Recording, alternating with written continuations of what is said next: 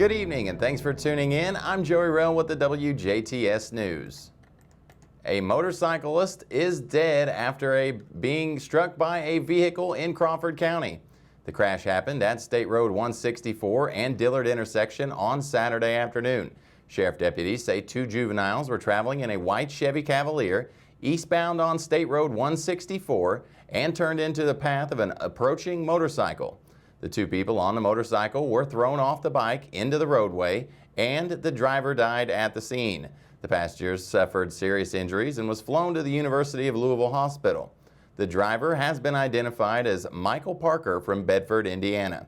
One of the minors in the Chevy also suffered injuries. The cause of the crash is under investigation. A Vincennes woman was critically injured in a single vehicle crash in Knox County on Sunday night. 55-year-old Paula Cordes was driving westbound on State Road 61 west of Monroe City when her vehicle left the roadway for unknown reasons. She struck a ditch, overturned, and came to its final rest on its top. Cordes was taken to Good Samaritan Hospital, but was later airlifted to Ascension St. Vincent Hospital in Evansville. She is currently in critical condition. Two people are behind bars after a pursuit in Orange County. Police attempted to pull over Blake Elderbridge of Clarksville and Megan Hypes of Fredericksburg for speeding on State Road 37 North near the Orange County Animal Clinic early Saturday morning. Eldridge then fled from officers, reaching speeds in excess of 100 miles an hour, and was discovered to be in a vehicle stolen out of Cincinnati, Ohio. The pursuit continued into Crawford and Harrison counties before coming to an end at a mud lane when the suspects got out of the vehicle and ran from the police. Eldridge and Hypes were quickly found and taken into custody. A firearm was later recovered that had been tossed during the pursuit. Eldridge was charged with resisting law enforcement with a vehicle, possession of a stolen vehicle, felon in possession of a handgun, possession of meth, marijuana, and syringe, habitual traffic violator, and reckless driving. Hypes was charged with resisting law enforcement with a vehicle and possession of meth, marijuana, and a syringe. Both suspects were transported to the Orange County Jail. A Jasper man is facing battery charges after a domestic dispute over the weekend.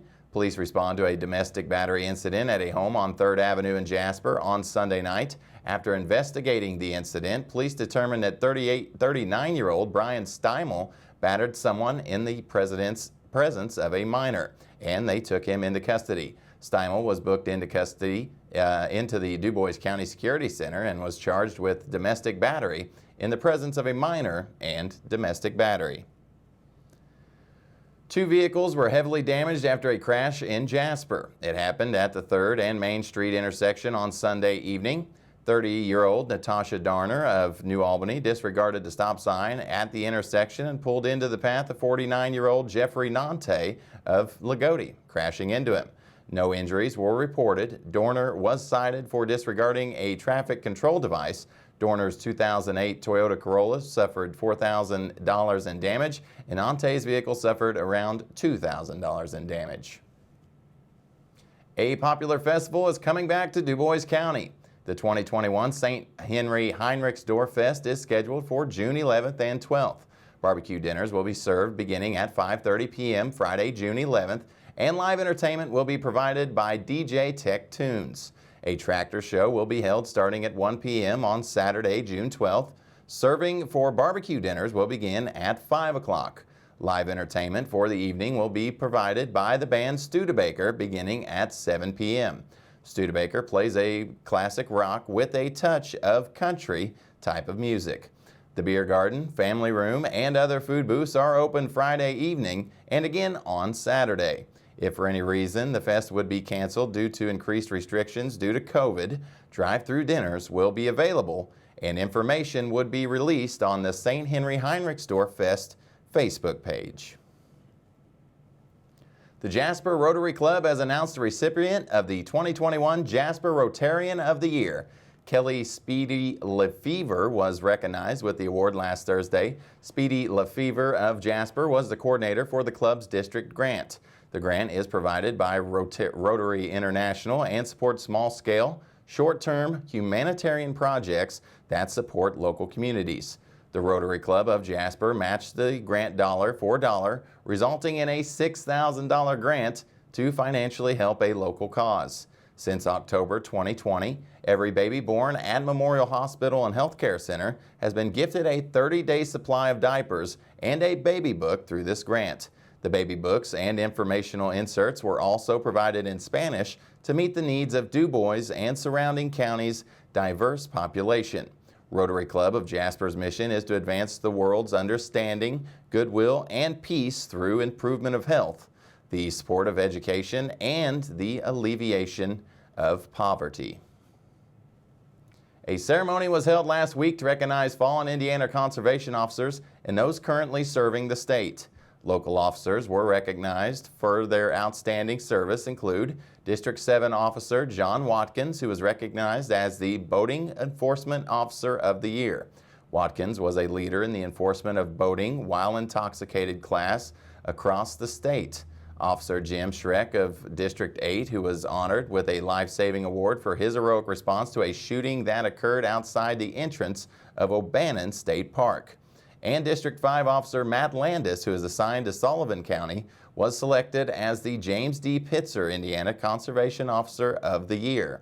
Indiana Conservation Officer law enforcement are law enforcement officers for the Indiana Department of Natural Resources. They serve in the DNR in the Department of Law Enforcement, which is the oldest Indiana state law enforcement agency. A total of 214 officers are currently serving in the state. It's going to be hot and the sound of summer this year across Indiana, researchers say. The cicadas are emerging and will soon start to mate. This year's cicadas are brood X cicadas. They will shed their skin, mate, and then burrow back into the ground all over the next 5 or 6 weeks. The bugs are harmless to humans, but will make a racket at sundown. Memorial Hospital and Healthcare Center in Jasper is holding another training course to help prepare business for a life or death situation. The next Medic First Aid with AED course will be offered on Monday, June 21st from 8 to 11 a.m. in the Health and Wellness classroom at Memorial Southside offices. This is a basic training course in emergency care and is designed for the use in business and industrial settings. The cost for the class is $50 and class size is limited. Pre-registration is required. To register, visit mhhcc.org and click on Classes and Events or call the Health and Wellness Department at 812-996-2399, option 1, or toll free at 1-800-852-7279, extension 2399. Please bring your current certification card with you to the class. A Medic First Aid Bloodborne Pathogens class can also be added to this course for an additional $20 per person. To register for the additional course, call 812-996-2399, option 1.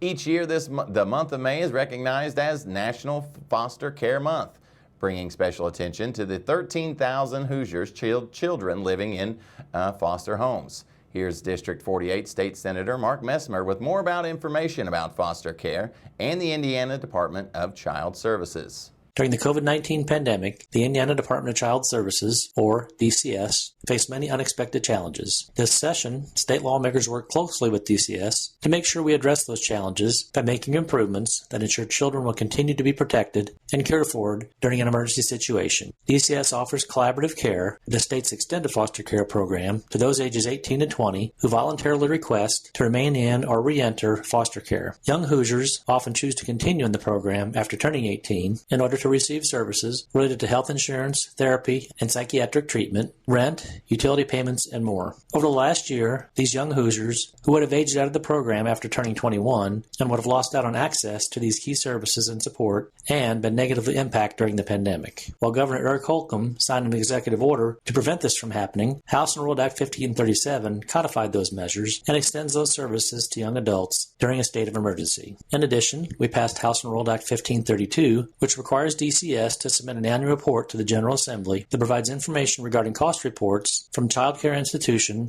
group homes, child placing agencies, and private secure facilities so the General Assembly can accurately evaluate their funding needs. Indiana was recognized in 2020 as the top state in the nation for increasing the number of children adopted from foster care, but it's important we continue to make improvements that ensure every Hoosier child is given a fighting chance. If you or someone you know is interested in learning about becoming a foster or adoptive parent, visit indianafostercare.org or indianaadoptionprogram.org. As always, feel free to contact State Senator Mark Messmer's office directly with your questions and concerns by email at senator.messmer@iga.in.gov or by phone at 1-800-382-9467.